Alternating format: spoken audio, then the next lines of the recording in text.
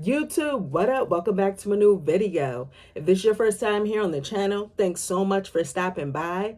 Definitely check out some of my other videos. And if you like what you see, go ahead and like, comment, and subscribe.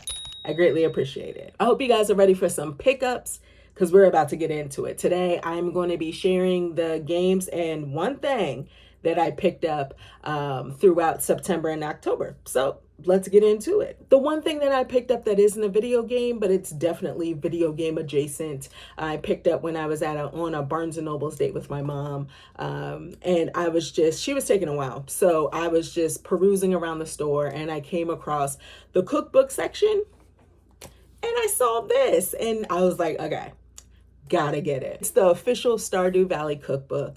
And I am super excited to try to make something out of this cookbook. It's funny because I was just talking about Stardew Valley on stream, and I was talking about how it's like one of those games that I can always come back to, but I don't think I've ever completed it. And when I think of completing Stardew Valley, like, I mean, do all of the community, the community center, do all of that. Never done it. All the collection stuff, never done it.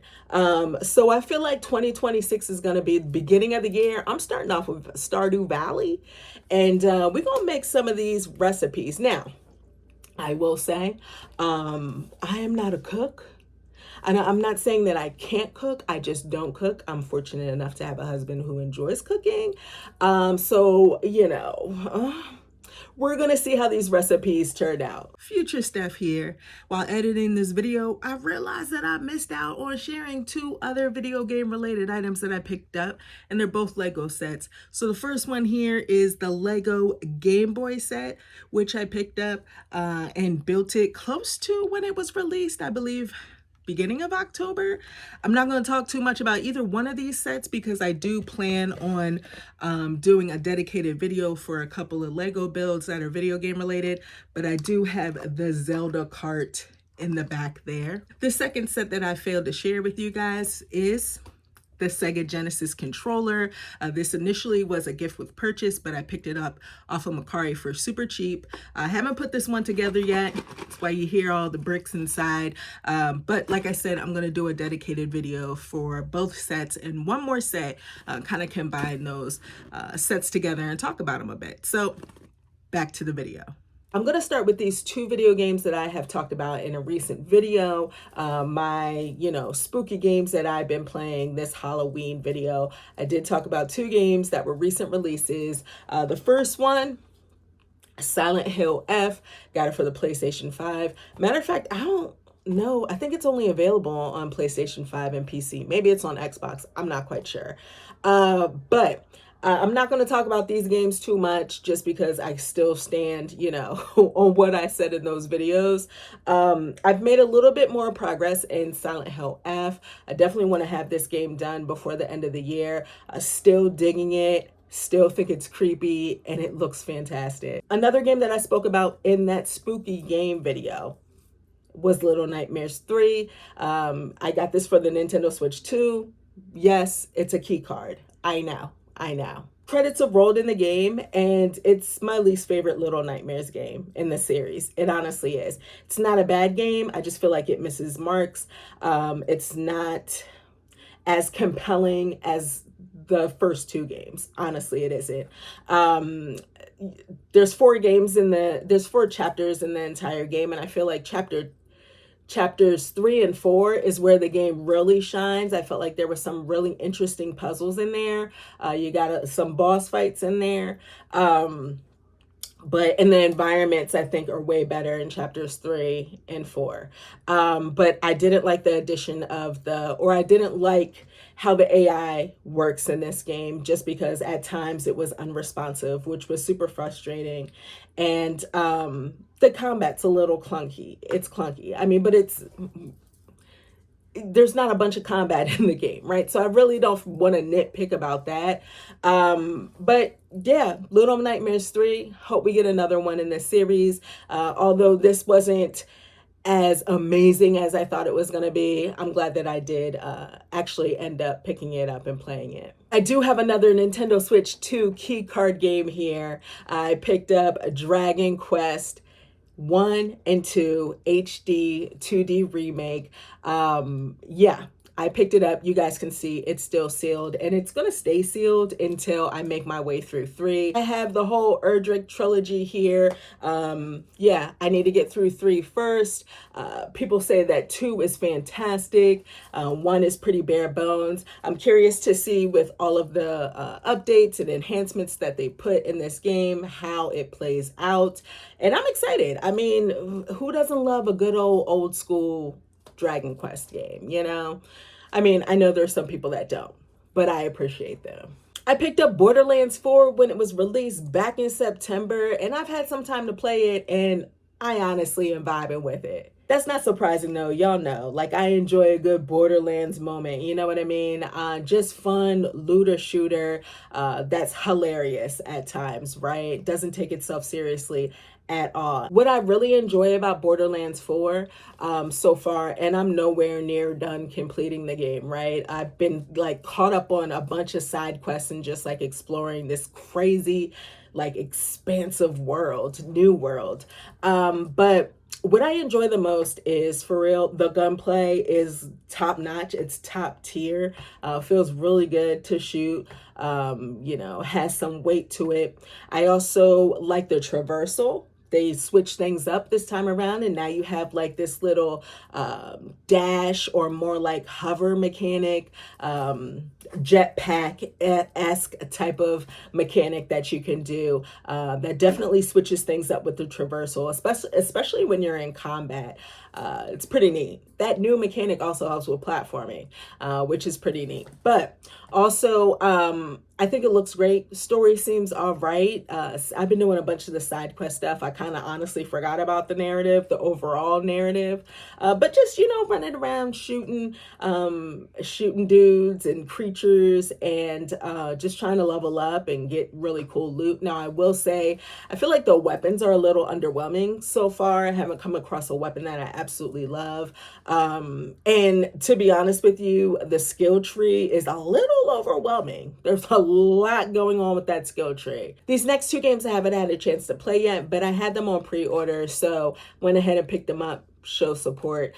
First one here is for the Nintendo Switch. I did pick up Trails in the Sky. This is the first chapter, and it's funny because back in May, or whenever this was announced, I had already had it pre-ordered, right? I went and pre-ordered it. And back in May, I realized that this was coming out soon, right? So I was able to sell my PSP copy, which I initially played through that entire game and loved it to pieces. I remember really enjoying it. I couldn't tell you the details about the game at this point. I know the orb system's in there. I know Estelle's in there. I can't remember the guy, but the beginning of that game just totally sticks out to me because it just felt so like wholesome. I'm excited to replay this game. I feel like I read somewhere that the other chapters were coming to the Switch, or they were coming out. I don't know what it's going to come to, but I haven't played the other chapters in this series, just the first game back in the day on the PSP, and like I said, I loved it, so I know I'm going to love this one. And then for the PlayStation 5, I did pick up Ghost of Yotay, or Ghost of Yotay. I haven't played this one. Okay, I had it pre-ordered, but I haven't had a chance to play this one. I let my son start playing it first because he recently beat Ghost of Tsushima and he wanted to start off with this. So I hijacked this from the basement and brought it up here to show you guys that I did pick it up. So yeah, got it for myself, but I'm letting him play it first. And he seems to really love it. I've been down there when he's been playing it. It looks fantastic. It's a fantastic looking game. I know there was some controversy, to say the least, you know, around this game at release. I know people were upset that this is a female regardless, I'm looking forward to playing the game. I really enjoyed Ghost of Tsushima. You know, I will say that I felt like the game dragged on a bit. All right, the pacing wasn't all the way there. I spent a ton of time to get the platinum in that game, and I don't think I did anything like crazy to get the platinum. I think it was a pretty straightforward platinum, but I remember spending at least 60 hours. Hopefully, this isn't as long as the first game, and it's a little bit tighter. I'm hoping that the pacing is on point with this one. But yeah, looking forward to playing it whenever he's done with it. Once Upon a Katamari for the Nintendo Switch. When this was announced, I got super stoked. I love me some Katamari. I honestly do. It's wacky and goofy enough that I could just honestly sit down and roll that thing for hours. All right, for hours. This is a brand new Katamari experience. Okay, this isn't anything that has been remastered or remade. It's a brand new game, which I appreciate because we haven't seen a brand new Katamari game in a while, right? But they've switched some things up in this game. You can get items in this game. You can roll over items. Some of the most notable ones, there's a magnet, and you can use that, and it will attract the things that are able to, you know, get into your Katamari or your ball or whatever. There's like a rocket where, you know, if you use that item, then your little ball will roll faster, you know, and knock things over. You have like a timer that'll freeze time you can use. So they've kind of changed things up. You know, the items thing threw me for a loop, but I appreciate them. There's a little scanner or radar as well that will show you where the crowns are in each level, which is super helpful. Pokemon ZA, Z through A, ZA, whatever you want to call it, I got me the new Pokemon game. I gotta say, Pokemon Legends Arceus, love that game to pieces. You know, it's my favorite Pokemon game, just because it's different enough. It felt like a breath of fresh air. The whole fact that, or the fact that the game was basically, it revolved around researching Pokemon, right? It made sense. Okay, totally made sense. I love that aspect of it. It was all about like catching. And I kind of thought that was going to be the case with this game. But this game seems like it's more about the battles. There are some elements of Pokemon Legends, that first one, in here, and I love that.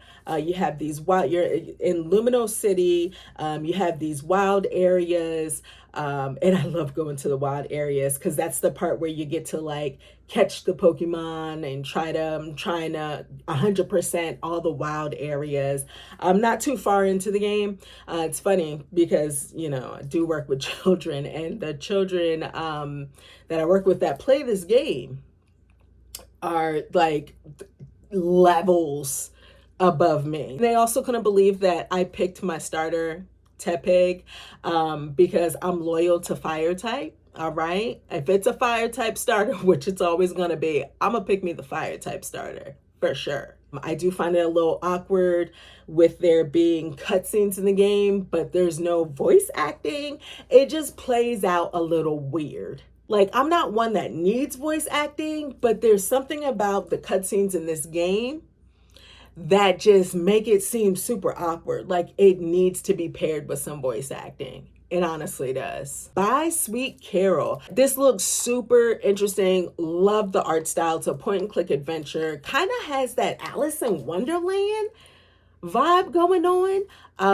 Looks like it's creepy but beautiful at the same time. I don't know how to explain it, but I'm drawn to it somehow because it just looks so gorgeous. It seems like such a different type of game. So I definitely want to experience this. Last but not least, I picked up a Super Mario Galaxy and Super Mario Galaxy 2 for the Nintendo Switch, which I'm not gonna lie, that last Nintendo Direct that they had, one of the things that I was the most excited about, this bad boy right here, Super Mario Galaxy 2. I'm super excited to make my way through Galaxy 1 again, all right? And then just start up Galaxy 2 and experience it. For years, I've heard that Galaxy 2 is amazing. It's like the best 3D platformer, you know what I'm saying, in the series. I'm excited. I can't wait. I will say though that one of the things that I've noticed, all right, because I streamed Galaxy a bit, and I noticed quickly that the game is so much easier to play docked or to play with a controller than what it is to play with or just handheld mode. When you play in handheld mode, it's a matter of you using your finger to point in different directions and collect the little star bits and all that good stuff. Not ideal at all. Definitely prefer playing this game docked. If you've played Super Mario Galaxy 2, let me know. If you love it, if you hate it, let me know. What am I missing? So that's everything that I picked up throughout September and October. If you guys have played any of the games that I shared with you, let me know what you think about them. Let me know what you picked up throughout the past couple of months. As always, I want to thank all of you for watching this video, and I'll check you next time. Peace.